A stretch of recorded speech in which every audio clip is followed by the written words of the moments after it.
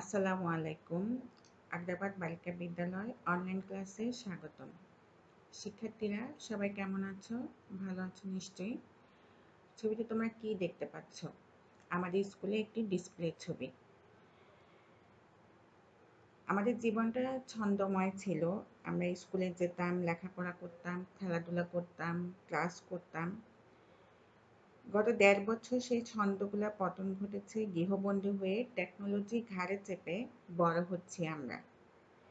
এভাবে বেড়ে ওঠাটা পরিপূর্ণ মানুষ হবার জন্য কতটা সংখ্যায় সেটাই ভেবে চিন্তা করা দরকার।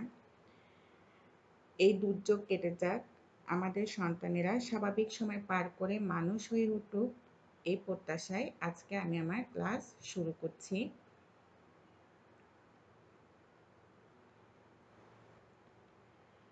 অষ্টম শ্রেণীর শিক্ষার্থীরা, আজকে আমরা তথ্য যোগাযোগ প্রযুক্তি বিষয়ে প্রথম অধ্যায়ে পাঠ ৭ নিয়ে আলোচনা করব।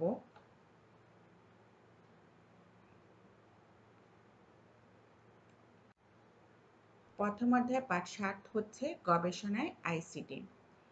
এই পাঠটি তোমাদের জন্য খুবই গুরুত্বপূর্ণ, কারণ এই অধ্যায়ে পাঠ ১ থেকে ৬ পর্যন্ত আমরা আলোচনা করেছি।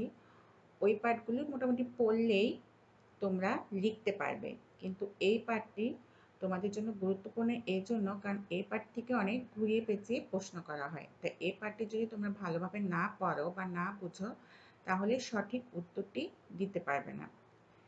তা আশা করছি তোমরা ভালোভাবে এই পাঠটি পড়বে এবং এই ক্লাসটিও পুরোটি ভালোভাবে দেখবে। তাহলে তোমরা সবাই বই নিয়ে বসে পড়ো। শিখন ফল। এই পাঠ শেষে শিক্ষার্থীরা সভ্যতা গড়ে ওঠার কারণ বর্ণনা করতে পারবে, গবেষণার ক্ষেত্রসমূহ চিহ্নিত করতে পারবে, গবেষণার প্রকারভেদ ব্যবহার করতে পারবে, গবেষণায় আইসিটির ভূমিকা ব্যাখ্যা করতে পারবে।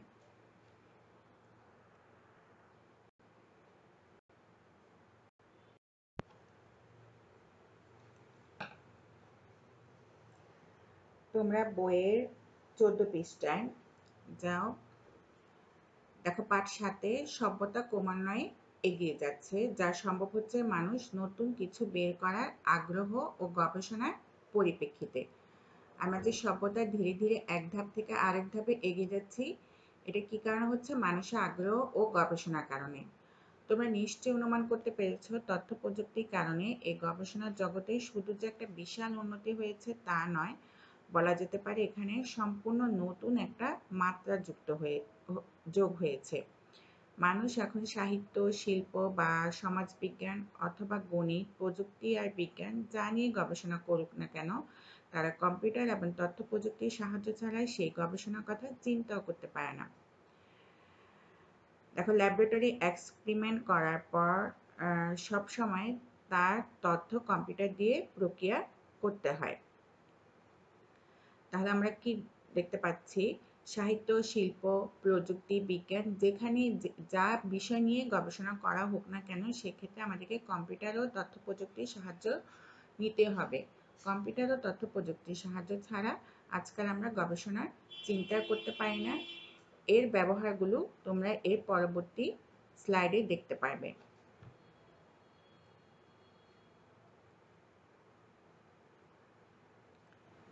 দেখো, সভ্যতার বিবর্তনের ধাপগুলা।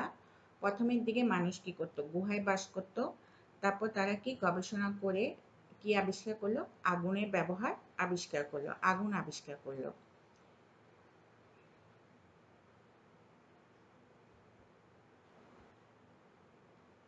এরপরে আমরা ছবিটিতে কি দেখতে পাচ্ছি? মানুষ আগুনের ব্যবহার শিখে এরপর তারা গবেষণা করে কি কৃষিকাজ করা শুরু করলো। কৃষিকাজ করা, পশুপালন করা, এভাবে গবেষণায় তারা পরবর্তী ধাপে উত্তীর্ণ হলো। সভ্যতা পরবর্তী ধাপে উত্তীর্ণ হলো।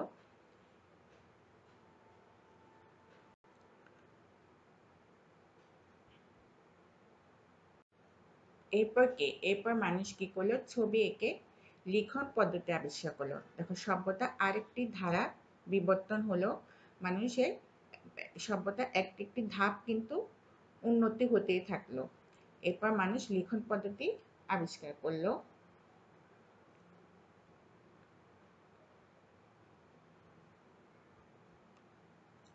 এভাবে কি হলো দেখো, গড়ে উঠলো আমাদের বর্তমান আধুনিক সভ্যতা। এই আমাদের বর্তমান সভ্যতার দুটি ছবি আমরা দেখতে পাচ্ছি।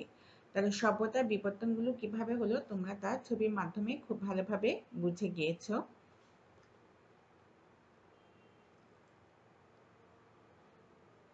এরপরে দেখো, তাহলে গবেষণা কি? বুদ্ধিভিত্তিক ও ব্যবহারিক তথ্য অনুসন্ধানকে গবেষণা বলে। বুদ্ধি দিয়ে এবং ব্যবহারিক মানে কোনো যন্ত্রপাতি বা ল্যাবরেটরিতে ব্যবহারিক কোনো কাজ করে তথ্য অনুসন্ধান করাকে আমরা কি বলবো? গবেষণা বলা হয়।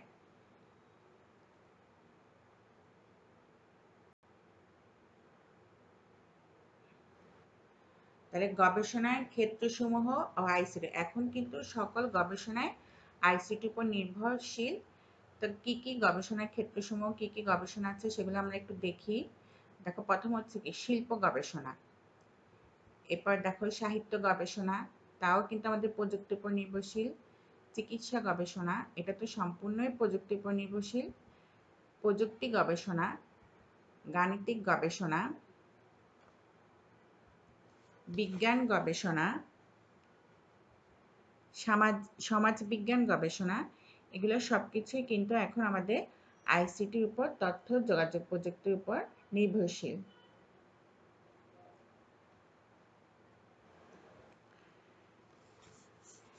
এরপরে তোমরা বইয়ের 15 পৃষ্ঠায় যাও। দেখো, গবেষণা করতে হলে নানা ধরনের তথ্য নিয়ে কাজ করতে হয়। তথ্য সংগ্রহ করতে হয়, প্রক্রিয়া করতে হয়, বিশ্লেষণ করতে হয়, গবেষণার শেষে তথ্যকে সুন্দর করে প্রদর্শন করতে হয়। তাহলে আমাদের গবেষণার ধাপ দেখো এখানে 4টি। প্রথমে কি তথ্য সংগ্রহ করতে হয়, তথ্য প্রক্রিয়া করতে হয়, তথ্য বিশ্লেষণ করতে হয়, গবেষণার শেষে তথ্যকে আবার সুন্দর করে প্রদর্শন করতে হয়।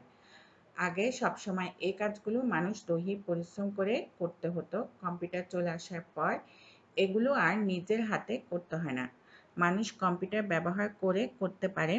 এর ফলে এখন গবেষকদের আর তথ্য প্রক্রিয়া নিয়ে দুশ্চিন্তা করতে হয় না, তারা সত্যিকারের গবেষণায় মন দিতে পারেন। তোমরা জেনে খুশি হবে, শিল্প, সাহিত্য, সমাজবিজ্ঞান, অর্থনীতি এরকম সব বিষয়ে এদেশের গবেষকরা অনেক চমৎকার গবেষণা করে থাকেন এবং তারা সবাই তাদের গবেষণায় কম্পিউটার ব্যবহার করেন। বিজ্ঞান আর প্রযুক্তি বিষয়ে গবেষণাতেও কম্পিউটার এবং তথ্য প্রযুক্তি অনেক গুরুত্বপূর্ণ ভূমিকা রাখে। এই গবেষণাগুলোকে প্রধান 2 ভাগে ভাগ করা যায়। সেগুলো হচ্ছে তাত্ত্বিক এবং ব্যবহারিক। তাত্ত্বিক গবেষণাতে গবেষকরা একটা বিষয়ের তাত্ত্বিক অংশটুকু নিয়ে চিন্তাভাবনা করেন এবং সেই জন্য তাদেরকে কম্পিউটারের উপর নির্ভর করতে হয়। গবেষণার কাজটুকু ঠিকভাবে অগ্রসর হচ্ছে কিনা সেটা দেখার জন্য তাদেরকে তথ্যের সাথে মিলিয়ে দেখতে হয় এবং এই জন্য বিশাল ডাটাবেস বা তথ্য ভান্ডারের সাথে যোগাযোগ রাখতে হয়, তথ্য প্রযুক্তিকে ব্যবহার করতে হয়। তাহলে আমরা দেখতে পাচ্ছি কি গবেষণা 2 ভাগে বিভক্ত, তাত্ত্বিক এবং ব্যবহারিক। দেখো পাশে একটি ছবি, নিচে গাণিতিক হিসেবে একসময় সবাইকে কাগজ কলম ব্যবহার করতে হতো। চমকপ্রদ কম্পিউটার প্রোগ্রাম তৈরি হয়েছে, সেগুলো ছাত্র, শিক্ষক, গবেষকরা নিয়মিতভাবে ব্যবহার করছেন।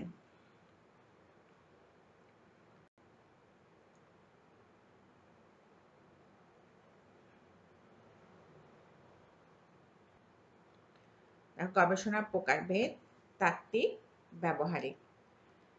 তাত্ত্বিক গবেষণাটা কি সেটা আমরা পড়েছি প্রথমে, যে একটা বিষয়ের তাত্ত্বিক অংশটুকু নিয়ে মানে তথ্যভিত্তিক কোনো অংশ নিয়ে চিন্তা ভাবনা করা জন্য কিন্তু আমাদেরকে কম্পিউটারের উপর নির্ভর করতে হয়, কারণ কম্পিউটারে আছে বিশাল ডাটাবেস যেখান থেকে আমরা যে কোনো বিষয়ের তথ্য সংগ্রহ করতে পারবো। তাত্ত্বিক গবেষণার কিছু ছবি আমরা দেখি, তাহলে বিষয়টি তোমাদের কাছে আরো পরিষ্কার। দেখো, তাত্ত্বিক গবেষণা আইসিটি ব্যবহারটা আমরা দেখি। আমরা জানি পৃথিবীর বিশাল তথ্যের ভান্ডারকে বিশ্বকোষ কোনটি? উইকিপিডিয়া। তা ধরো তুমি কোনো বিষয়ে তথ্য নিয়ে তুমি গবেষণা করতে যাচ্ছ, সেক্ষেত্রে তুমি যদি কিছু বুঝতে না পারো তো তুমি উইকিপিডিয়াতে সার্চ করলেই তোমার কাছে সব তথ্য চলে আসবে। তাহলে এই তথ্যভিত্তিক গবেষণার জন্য আমাদেরকে কিসের উপর নির্ভর করতে হচ্ছে? অবশ্যই কম্পিউটারের উপর নির্ভর করতে হচ্ছে। এখানে আরো অনেক কিছু সাইট আমরা দেখি। দেখতে পাচ্ছ রিসার্চ গাইড অফ স্টুডেন্ট, এটাও একটি সাইট। এখানেও বিভিন্ন স্টুডেন্টের জন্য অনেক গবেষণায় বিভিন্ন ক্ষেত্রগুলো আছে। এরপর দেখো আরেকটি তো আছে রিসার্চ অ্যান্ড রাইটিং, যেখানে হাই স্কুল অ্যান্ড কলেজের স্টুডেন্টরা তারা গবেষণা করতে পারবে এবং সেটা নিয়ে লিখতেও পারবে, উপস্থাপনও করতে পারবে। এ ধরনের একটি সাইট আছে। এছাড়াও বিভিন্ন ওয়েবসাইট থেকেও কিন্তু আমরা এই গবেষণার তথ্যগুলো নিতে পারি, যেমন গুগল আছে, পিপিলিকা আছে, তারপর দেখো বিং, এটাও একটা ওয়েবসাইট। এখান থেকেও কিন্তু আমরা আমাদের তথ্যভিত্তিক গবেষণার জন্য বিভিন্ন তথ্য সংগ্রহ করতে পারি। এরপরে দেখো ব্যবহারিক গবেষণা। ব্যবহারিক গবেষণা নাকি ল্যাবরেটরিতে ব্যবহারিক গবেষণা করতে হয়। নানা রকম যন্ত্র ব্যবহার করে সেখানে পরীক্ষা নিরীক্ষা করা হয়। ল্যাবরেটরিতে নতুন নতুন যন্ত্রপাতি তৈরি করা বা পরিচালনা করা কিংবা ব্যবহার করার জন্য বিজ্ঞানীরা সবসময় কম্পিউটারকে ব্যবহার করেন।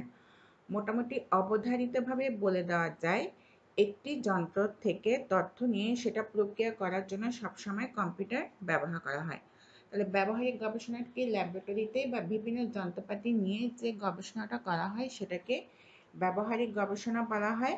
আর কি একটি যন্ত্র থেকে তথ্য নিয়ে সেটা যদি আমরা প্রক্রিয়া করতে চাই, সেক্ষেত্রেও কিন্তু আমাদেরকে পুরোপুরি কম্পিউটারের উপর নির্ভরশীল হতে হবে। তাহলে ব্যবহারিক গবেষণায় আইসিটি কিছু ব্যবহার আমরা দেখি। দেখো ছবিতে ব্যবহারিক গবেষণায় বিভিন্ন যন্ত্রপাতি, একটি অফিসে দেখো বিভিন্ন যন্ত্রপাতির ছবি দেখতে পাচ্ছ গবেষণার জন্য। একটি ল্যাবরেটরি দেখতে পাচ্ছ, ল্যাবরেটরিতেও গবেষণা করা হচ্ছে।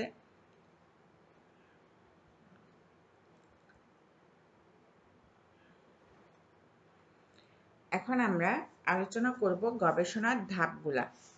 গবেষণা কিভাবে ধাপগুলা হয়। প্রথম ধাপ হচ্ছে আমাদের কি, তথ্য সংগ্রহ। গবেষণার প্রথম কাজ হলো তথ্য সংগ্রহ করা। গবেষণার বিষয়ের উপর নানা ধরনের তথ্য উপাত্ত বিভিন্ন সোর্স থেকে সংগ্রহ করতে হয়। তারপরের ধাপ হচ্ছে কি, তথ্য প্রক্রিয়াকরণ। সংগৃহীত তথ্যকে প্রক্রিয়াকরণ করার জন্য বিভিন্ন ধরনের যন্ত্র ব্যবহৃত, যেমন কম্পিউটারের মতো কাজ করে এরূপ যন্ত্র হলো মাইক্রো কন্ট্রোলার। এই সকল যন্ত্রের সাহায্যে প্রয়োজনীয় অপ্রয়োজনীয় তথ্য যাচাই করা যায়।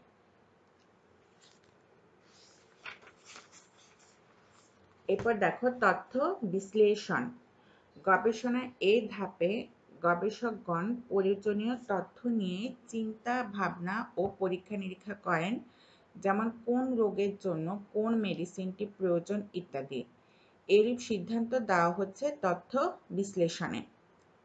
এর পরের ধাপ দেখো তথ্য প্রদর্শন। এটি গবেষণার শেষ ধাপ। তথ্য বিশ্লেষণে প্রাপ্ত ফলাফল অর্থাৎ গবেষণায় বিস্তারিত বিভিন্ন বিষয়বস্তুকে সুন্দরভাবে উপস্থাপন করা যায়। এই গবেষণার ধাপগুলো কি কি আলোচনা করো, এটি তোমাদের জন্য একটি গুরুত্বপূর্ণ প্রশ্ন উত্তর।